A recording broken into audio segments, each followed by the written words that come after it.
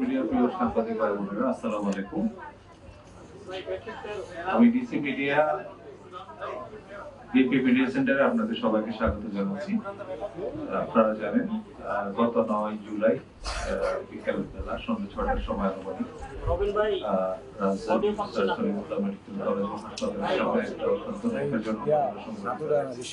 এই ঘটনার প্রেক্ষিতে আমাদের গত কয়েকদিনের পুলিশি তৎপরতা এবং ওই ঘটনার যে মামলার যে সার্বিক অগ্রগতি সংক্রান্তে ব্রিফ করার জন্য আপনাদের সামনে আমরা হাজির হয়েছি। উক্ত ঘটনা সম্পর্কে বিস্তারিত আপনাদের সামনে তুলে ধরবেন ডিসি লালবাগ জনাব মোহাম্মদ জসিমউদ্দিন পিপিএম বার। আমি জসিম ভাইকে অনুরোধ করছি উক্ত ঘটনা সম্পর্কে সর্বশেষ যে অগ্রগতি সেটা আপনাদের সম্মুখে উপস্থাপনের জন্য। জসিম ভাই।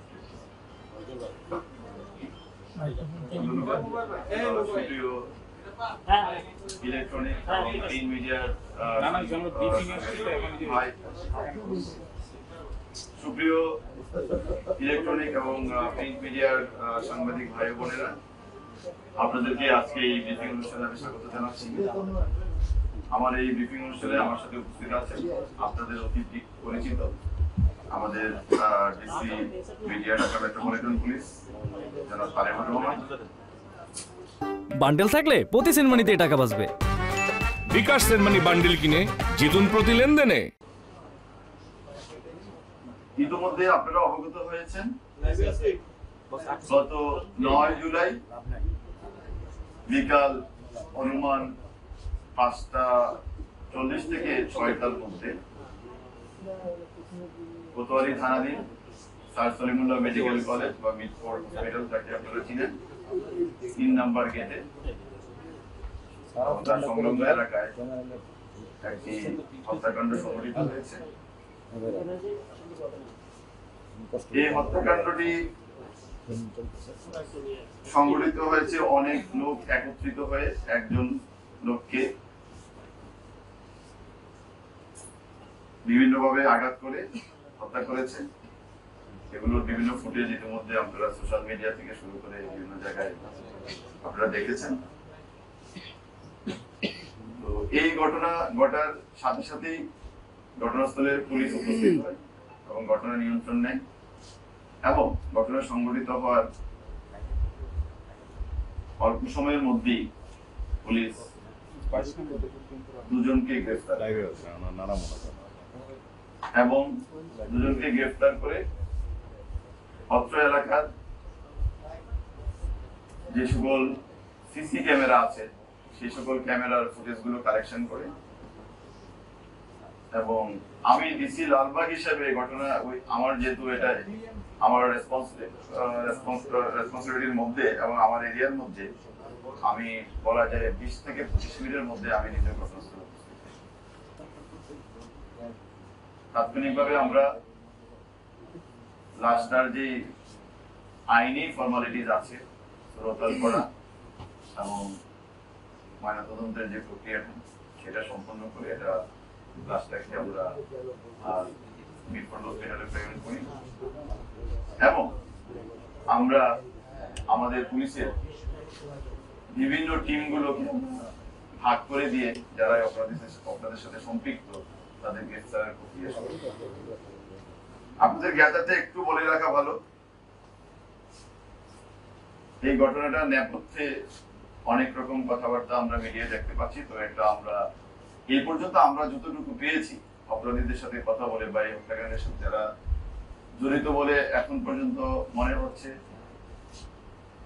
তাদের সাথে কথা বলে আমরা যে সকল তথ্য পেয়েছি এটা একটু আপনাদের নিকট ক্লিয়ার করা দরকার।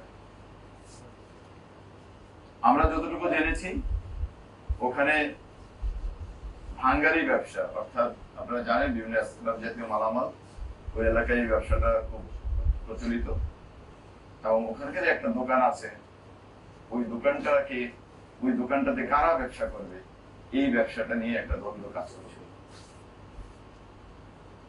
আমরা এতটুকু জানতে পেরেছি উনি হত্যাকাণ্ডের শিকার হয়েছেন এবং যাদেরকে ধারণা করা হচ্ছে হত্যাকাণ্ডের সাথে জড়িত তারা পরস্পর সম্পর্কিত এবং ব্যবসাটা তারা একসাথে কিছুদিন করেছে। যখন ব্যবসায়িক লেনদেন নিয়ে একটা দ্বন্দ্ব তৈরি হয় তখনই তারা এই ব্যবসাটাকে আবার নিজেদের মতো করে করার জন্য তার সাথে বিবাদে লিপ্ত হয়, যার বিবাদের ফলশ্রুতিতে এই হত্যাকাণ্ডটি সংঘটিত হয়েছে। এই হত্যাকাণ্ড সংক্রান্তে ঘটনার পরদিন অর্থাৎ 9 তারিখে ঘটনা ঘটেছে। 10 তারিখে যে তিনি হত্যাকাণ্ডের শিকার হয়েছেন ভিকটিম সোহাগের বোন কোতোয়ালি থানায় বাদী হয়ে একটি মামলা দায়ের করে, যার মামলা নম্বর 7/10 জুলাই।